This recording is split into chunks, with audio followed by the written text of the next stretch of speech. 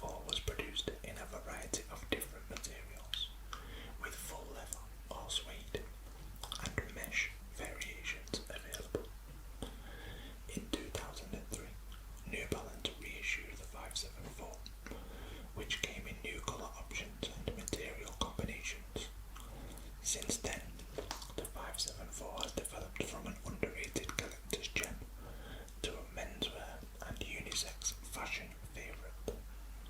New Balance's running designs from the 80s and 90s have become increasingly popular in menswear across the globe.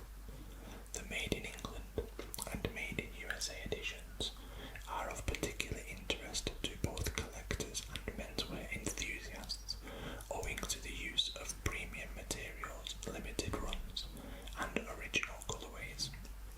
Various collaboration efforts with concepts UBIQ or Ubique, Undefeated and Meta have further solidified the 574 as a connoisseur's shoe of choice. New Balance continues to execute its archive designs in a way that appeals to a quality-conscious audience. That attention to detail and quality production values have allowed New Balance shoes, and more specifically the 574, to grow in popularity. The 574 has become a firm favourite and continues to prove its timeless design and appeal. Let me just adjust your slide.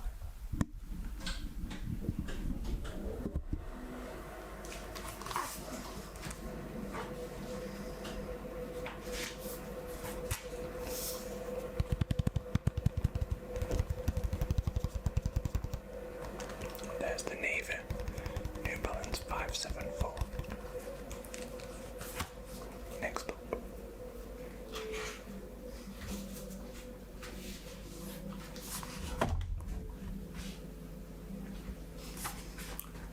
the Nike Air Jordan 3, designed by Tinker Hatfield.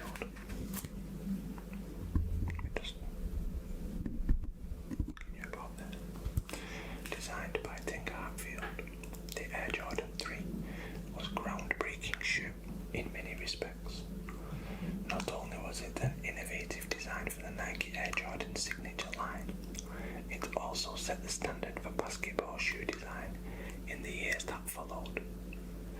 The Air Jordan 3 was released in 1988 and was the first to showcase the new Jumpman logo, replacing the winged logo used on the Air Jordan 1 and Air Jordan 2.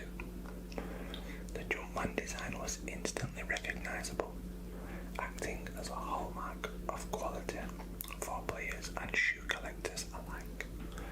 Although original versions of the Air Jordan 3 used the Nike Air logo on the heel, the modern reissues have mostly replaced this with the Jumpman.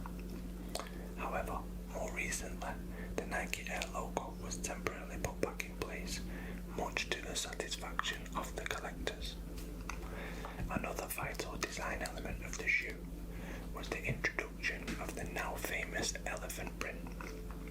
This material opened doors into the fashion world and solidified the Air Jordan 3 as a legitimate fashion product, as well as a shoe with a functional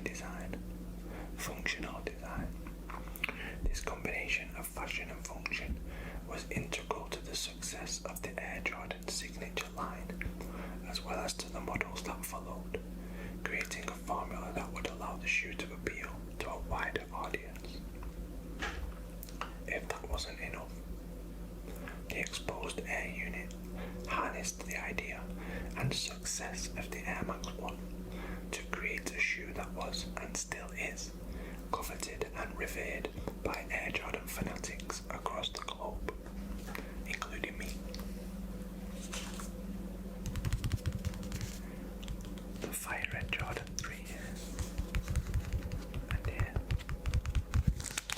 See the back here with the Nike on the back. These look like a pair of cement 3s.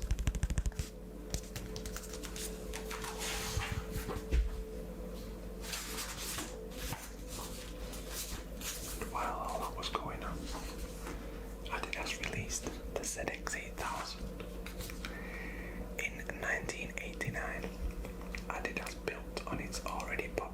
ZX line. First launched with the 00 series in 1984 by introducing the 000 or 000 series to the world with the ZX 000 series. Adidas took its technical running series to a whole new level by pioneering not only the company's new cushioning technology, soft cell, but also its now famous stability technology, the torsion. Not quite the most technical shoe in the ZX range. That title goes to the ZX 9000. The ZX 8000 was nonetheless by far the most striking, with a silhouette almost identical to the ZX 9000 and a teal colourway that was a lot brighter than any other ZX model or previous ZX 00 model. The ZX 8000 caught the attention of the running community and sneaker lovers almost instantly. The ZX line was all about technological advancement and futuristic design, and it was the ZX 8000 with its quasi-metallic space-age aesthetic that embodied this to the maximum. Having been loved by sneaker fans for decades, the ZX 8000 has remained a classic, with its distinctive shape, colourway, and a mix of materials all contributing to its iconic status. Not only did the ZX 8000 and its new technologies influence running culture and the future of Adidas running shoes, it also went on to be the main influence for one of the most important shoe designs for the Adidas Originals brand in 2014, the ZX Flux. And there we go, the ZX 8000. There's the top-down view. You can see the turquoise, purple and neon green colours. And there, that's the famous torsion bar.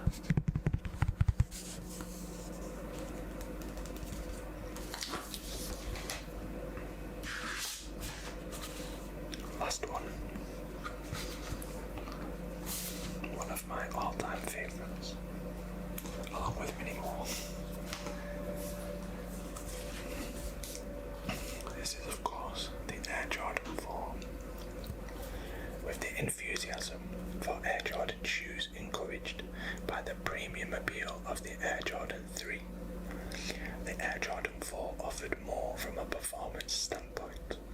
Although the shoe wasn't as revolutionary as the 3, the design focused on refining the performance attributes. The plastic mesh overlays, plastic heel support and lockdown lacing system provided a more responsive shoe.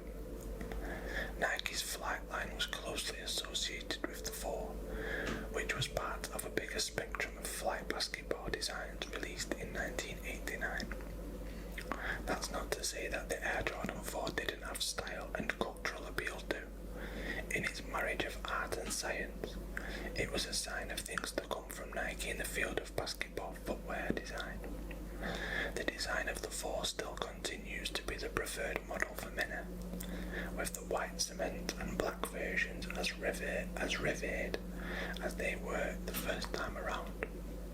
The reissue of the white cement version in 1999 sparked a retro craze that carried over into the new millennium.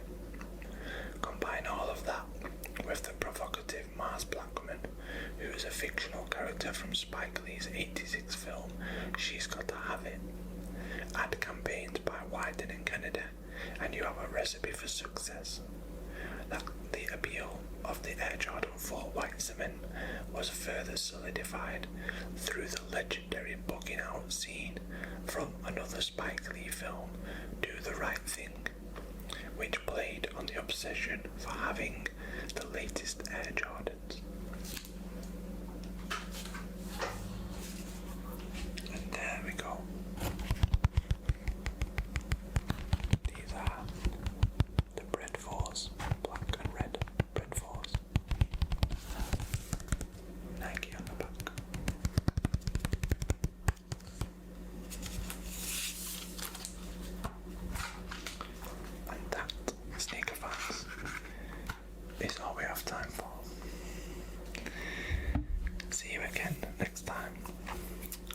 as always, good night, God bless, and take care.